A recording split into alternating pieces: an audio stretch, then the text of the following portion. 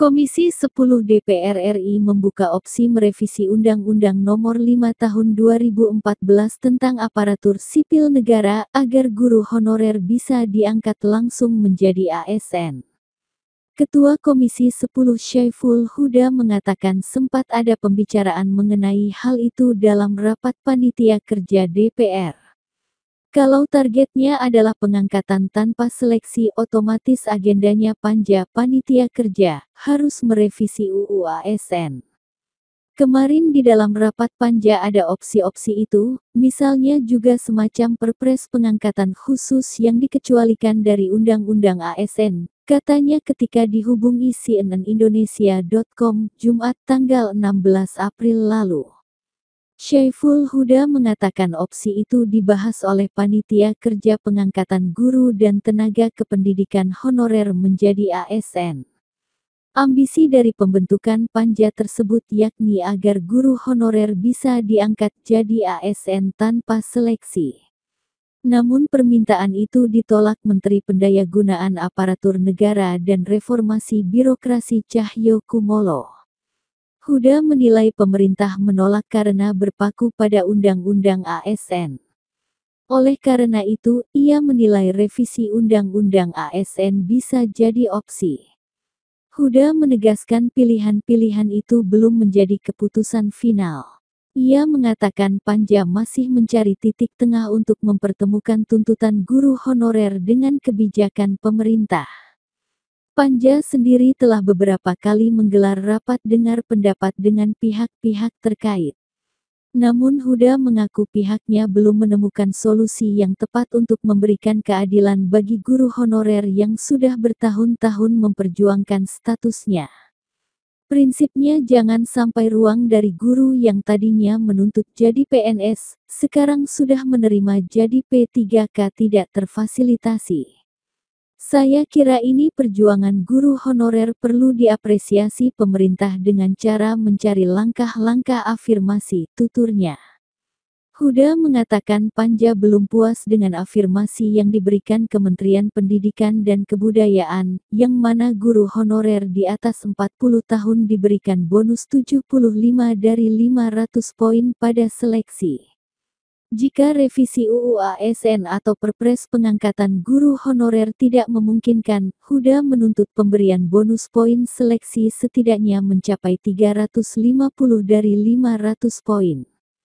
Sebelumnya, Forum Guru dan Tenaga Kependidikan Honorer non-kategori 35 tahun ke atas GTK HNK 35+ menuntut Presiden Joko Widodo mengangkat guru honorer langsung menjadi pegawai negeri sipil PNS melalui keputusan Presiden. Sementara Menparp mengatakan pengangkatan tenaga honorer langsung menjadi PNS tidak memungkinkan dengan alasan langkah itu bertentangan dengan prinsip sistem merit dan tidak adil karena menutup peluang masyarakat lain. Tahun ini, pemerintah membuka seleksi pegawai pemerintah dengan perjanjian kerja P3K untuk 1 juta guru. Komisi 10 DPR RI akan terus menjembatani antara aspirasi guru dan tenaga kependidikan honorer, pemetaan kebutuhan guru oleh Pemda dengan program seleksi P3K Kemendikbud.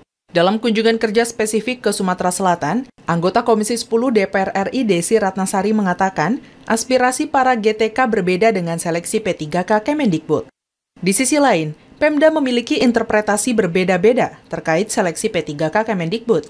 Kondisi tersebut perlu disinkronkan dan difasilitasi sehingga kuota seleksi P3K Kemendikbud dimanfaatkan secara optimal. Tidak sinkron, sehingga dipahami di dalam tataran pelaksanaan di lapangan itu menjadi berbeda dan ternyata menjadi kendala bagi terlaksananya program P3K gitu. Ada keinginan masyarakat yang tidak sesuai dengan kebijakan, tentunya ini juga apakah kita bisa mencari solusi. Tidak jauh berbeda, Wakil Ketua Komisi 10 DPR RI Hetifah Syaifudian menjelaskan, tenaga honorer pendidikan harus memahami seleksi P3K Kemendikbud. Di sisi lain, pemerintah perlu mendengarkan aspirasi para tenaga honorer, sehingga seleksi P3K Kemendikbud tepat sasaran untuk memperbaiki status, kesejahteraan, dan kompetensi tenaga pengajar. Nah, sekarang bagaimana caranya kita memperbaiki segala sesuatu yang ada, sehingga apa yang sudah dirancang dan dicanangkan juga bisa menjadi lebih diterima dan sesuai dengan harapan. Di tahun 2021, Kemendikbud menyelenggarakan seleksi P3K untuk semua guru honorer di seluruh Indonesia dengan kapasitas 1 juta orang. Seleksi itu dibuka bukan hanya untuk guru honorer, tapi juga untuk lulusan pendidikan profesi guru PPG.